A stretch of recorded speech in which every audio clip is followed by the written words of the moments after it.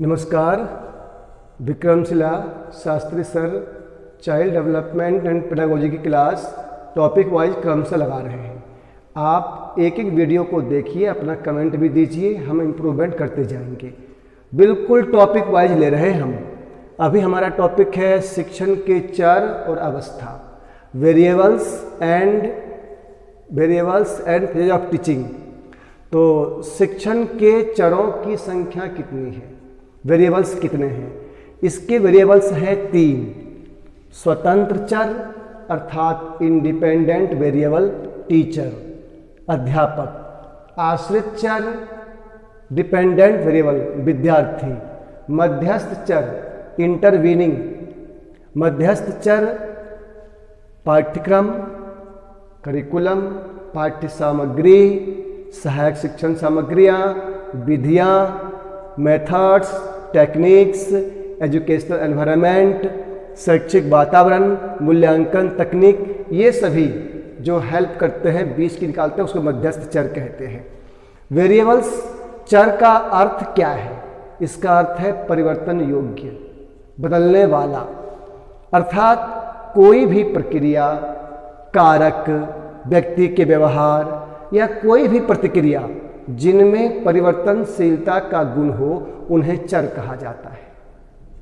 चर किसी एक ही दिशा में निरंतर होने वाले परिवर्तन है। यह कथन किसका है? गिलफर्ड का है। शिक्षण अधिगम को प्रत्यक्ष या अप्रत्यक्ष रूप से प्रभावित करने वाले कारक को चर कहते हैं, वेरिएबल्स कहते हैं। शिक्षण के चरों के कार्य क्या है? वेरिएबल्स ऑफ टीचिंग, जो अध्यापक हैं, विद्यार्थी हैं और उन दोनों के बीच में जो भूमिका निभाते हैं, करिकुलम एंड एजुकेशनल एनवायरनमेंट, मूल्यांकन की तकनीक, अन्य सहायक सामग्री, उन सब के कार्य क्या है? तो उनके चरों की संख्या भी 3 है, उनके कार्य भी 3 है। निदानात्मक कार्य डायग्नोस्टिक फंक्शन, उपचारात्मक कार्य प्रेस्क्रिप्टिव फंक्शन, मूल्यांकन कार्य इवेल्युएटिव फंक्शन। बिल्कुल एक डॉक्टर की तरह। आ जाए आपको कि टीचर का कार्य एक डॉक्टर की तरह किस प्रकार है। जैसे डॉक्टर पहले मरीज का डायग्नोसिस करता है, उसका ब्लड टेस्ट करता है, अन्य टेस्ट करता है, पता लगाता है कारणों का, फिर वो प्रेस्क्राइब करता है मेडिसिन का, उसके इलाज का, ट्रीटमेंट का, बाद में फिर उसका मूल्यांकन करता है कि हम कहाँ तक ठीक हुए, सफल हुए। इसी प्रकार से अध्यापक सबसे पहले निदानात्मक कार्य के अंतर्गत समस्या के कारणों का पता लगाता है। समस्या का स्वरूप किस प्रकार का है, कितना बड़ा है, यह समस्या के कारणों को जानने पर आधारित है डायग्नोस्टिक फंक्शन, निदानात्मक कार्य। उपचारात्मक कार्य प्रेस्क्रिप्टिव फंक्शन, समाधान प्रस्तुत करना कि हमने जो समस्या का पता लगाया उसका क्या क्या समाधान हो सकता है। और फिर लास्ट में है मूल्यांकन कार्य इवेल्युएटिव फंक्शन, अर्थात हमने समस्याओं के कारणों को जाना, उसके स्वरूप की पहचान किया और हम उसके लिए प्रोवाइड किया सॉल्यूशन।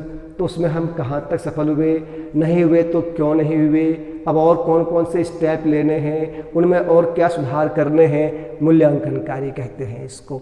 नेक्स्ट आपका है शिक्षण की अवस्थाएं कितनी हैं। तो शिक्षण की अवस्थाएं जो है वो 3 हैं। शिक्षण से पूर्व की अवस्था pre active phase of teaching, शिक्षण की अंतः क्रियात्मक अवस्था interactive phase of teaching, interactive phase of teaching. फिर है शिक्षण के बाद की अवस्था post active phase of teaching. ये शिक्षण की 3 अवस्था है। शिक्षण की 3 अवस्थाएं किसने बतलाए हैं? जैक्सन ने बतलाए हैं। मनोवैज्ञानिक जैक्सन ने शिक्षण की 3 अवस्थाएं बताए हैं। शिक्षण से पूर्व की अवस्था को योजना अवस्था, प्लानिंग या तैयारी की अवस्था, प्रिपरेशन स्टेज या फेज के नाम से भी जानते हैं इसको। और शिक्षण की जो पूर्व की अवस्था है उसमें हम क्या क्या करते हैं, ये महत्वपूर्ण बात है कि इसमें कौन कौन सी क्रियाएं को शामिल किया जाता है। तो सबसे पहले इसमें होता है उद्देश्य का निर्धारण, एम्स एंड ऑब्जेक्टिव को डिफाइन किया जाता है कि हम जो क्लासरूम में जाने वाले हैं तो हमारे पास aims and objective very much clear हो। नेक्स्ट पॉइंट है आपका पाठ्य सामग्री का चयन। जो हमको पढ़ाना है वो कंटेंट्स, उसका सिलेक्शन कि क्या क्या हम वहाँ पर रखेंगे सामने, तो ये पाठ्य सामग्री का चयन। फिर है जो विषय वस्तु है, विषय वस्तु को क्रमबद्ध करना, सीक्वेंस में उसको लेके आना ताकि विद्यार्थी के अंदर कोई कंफ्यूजन ना हो, तो विषय वस्तु क्रमबद्ध करना। फिर है शिक्षण की व्यूह रचना, स्ट्रेटजी, हमारी स्ट्रेटजी क्या होगी, रणनीति क्या होगी, हम किस किस तरह से उसको आगे बढ़ाएंगे, तो व्यूह रचना। और बाद में है फिर इसका विस्तार रूप देना, जो स्ट्रेटजी है उसका विस्तार रूप देना। तो ये शिक्षण से पूर्व की अवस्था में शामिल होने वाली क्रियाएं हैं दोस्तों। और अगला पॉइंट है आपका, वो लिखेंगे,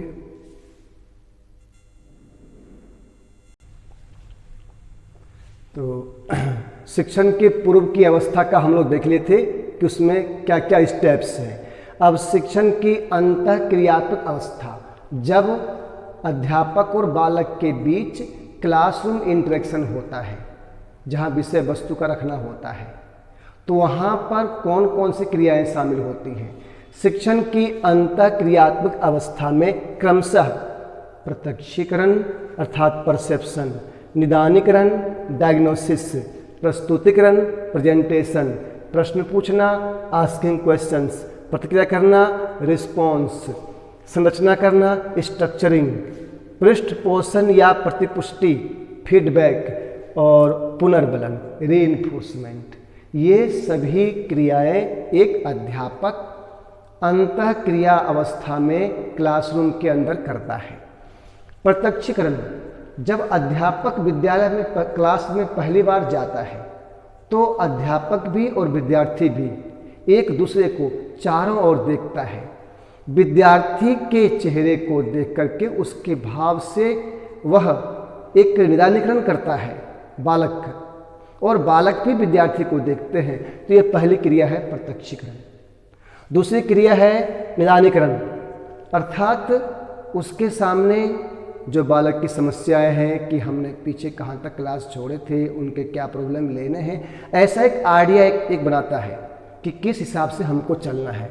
तो निदानीकरण, प्रस्तुतिकरण, और फिर वह विषय वस्तु को स्टूडेंट्स के सामने प्रस्तुत करना आरंभ करता है। प्रस्तुतिकरण के दौरान यह महत्वपूर्ण बिंदु है प्रश्न पूछना, कि हम प्रश्न किस पर रखें। हर प्रकार के प्रश्न आए, ओपन एंडेड वाले प्रश्न भी आए, तथ्यात्मक प्रश्न भी आए, क्रिएटिविटी को बढ़ाने वाले प्रश्न भी आए, आलोचना वाले प्रश्न भी आए। तो प्रश्न पूछना बहुत महत्वपूर्ण बिंदु है। प्रतिक्रिया करना, अध्यापक की प्रतिक्रिया और विद्यार्थी की प्रतिक्रिया, ये क्लासरूम को बनाता है सजीव। अगर विद्यार्थी को कोई प्रतिक्रिया नहीं आ रही है, उनके क्वेश्चंस नहीं आ रहे हैं, उनके कोई क्वेरी नहीं है, तो फिर क्लासरूम डेड सा रहता है, निर्जीव सा। तो यह ध्यान रखना है। फिर उसका संरचना करना, उसको एक रूप देना ताकि बालक सामान्यीकरण कर सके और उस प्रकार के कोई भी बातें आए तो उसको असल से वो सॉल्व कर सके। फिर है पृष्ठपोषण या प्रतिपुष्टि फीडबैक। पृष्ठपोषण या प्रतिपुष्टि या फीडबैक ये और पुनर्बलन, ये दोनों विद्यार्थी की विशेष प्रतिक्रिया की संभावना को बढ़ाने वाले हैं। विद्यार्थी की विशेष संभावना, जो पॉसिबिलिटी है उसके अंदर, उसको बढ़ाने वाले हैं।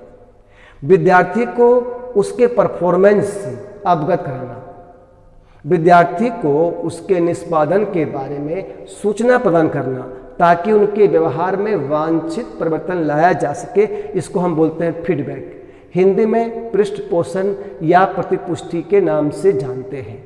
तो ये शिक्षण के अंतःक्रिया की अवस्था में एक अध्यापक करता है। तो शिक्षण की 3 अवस्था में पहले हमने देखा शिक्षण के पूर्व की अवस्था प्रीएक्टिव फेज, फिर हमने देखा अंतःक्रिया अवस्था ये इंटरेक्टिव फेज, और लास्ट में है शिक्षण के मूल्यांकन की अवस्था, जिसमें हम यह करते हैं, समीक्षा करते हैं कि हम जो कुछ भी बना के लाए लेसन प्लानिंग, उसको हमने प्रस्तुत किया, पढ़ाया, उसमें हम कहाँ तक सफल हुए, नहीं हुए तो क्यों नहीं हुए, अब हमको उसमें कौन से तकनीक और